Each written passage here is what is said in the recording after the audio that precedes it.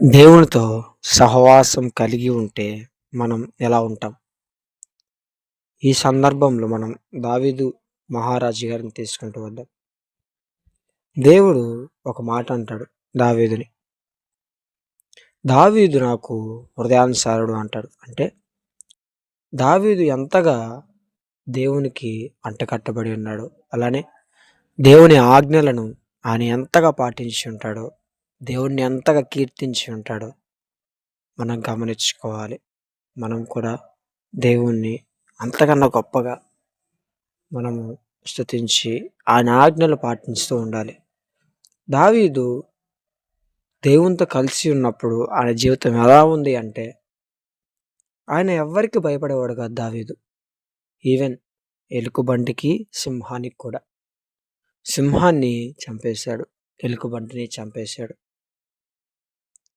ఆ తర్వాత ఫిలిస్తీన్ల దండు మీదకి తనొక్కడే వెళ్ళాడు.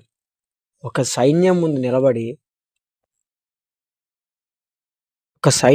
నిలబడి సైన్యాన్ని ఎదిరించాడు. అప్పుడు దేవుడు దావీదుకు తోడై ఉన్నాడు. దావీదు కూడా దేవునితో కలిసి నడిచాడు.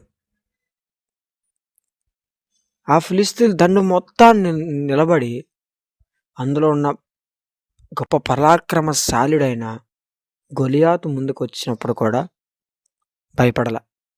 దావీదు 6 అడుగులు ఉంటాడేమో, గొలియాతు 15 అడుగులు. దాదాపు 11 అడుగుల డిఫరెన్స్ ఉన్న వ్యక్తి నిలబడి అంత పెద్ద వ్యక్తిని ఎదిరించాడు. మనం మన అధికారుల్ని మనకన్నా చిన్న ఉన్న వాళ్ళనే ఎదిరించలేం. కానీ ఇక్కడ దావీదు ఒక సైన్యమును, అలానే ఒక పరాక్రమశాలుని కూడా ఎదిరించాడు. ఎందుకని? దేవుడు తనకు తోడుగా ఉన్నాడు కాబట్టి. దేవుడు తోడుగా ఉన్నాడు. అలానే దావీదు దేవునితో కలిసి ఉన్నాడు కాబట్టి మనం కూడా, దేవుడు మనకు ఎప్పుడు తోడుగానే ఉంటాడు. కానీ మనము దేవునితో కలిసి ఉంటున్నామో లేదో చూసుకోవాలి.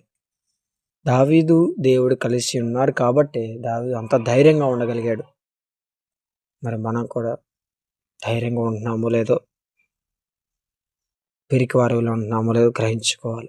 దేవుడు ఒక మాట అంటాడు, నేను మీకు ధైర్యం గల ఆత్మని ఇచ్చున్నాను కానీ పిరికితనము గల ఆత్మను మీకు ఇయ్యలేదు అంటాడు. మరి మనము ఏ ఆత్మ ద్వారా నడుస్తున్నామో జ్ఞాపకం చేసుకోవాలి. సర్వశక్తి గల దేవుడు, మనకు రోషం గల దేవుడు, ఆయన సైన్యములకు అధిపతియగు యెహోవా, ఆ దేవుడు మనకు తోడుగా ఉన్నందుక మన ముందు ఏ అపాయం నిలవలేదు, ఏ శత్రువు మన మీద నిలవలేడు. కాబట్టి ఆయన నమ్మకం ఉంచి ఆయనతో కలిసి నడుస్తూ ఆయనతో పాటు మనము కలిసి ఉందాం. ఆమేన్.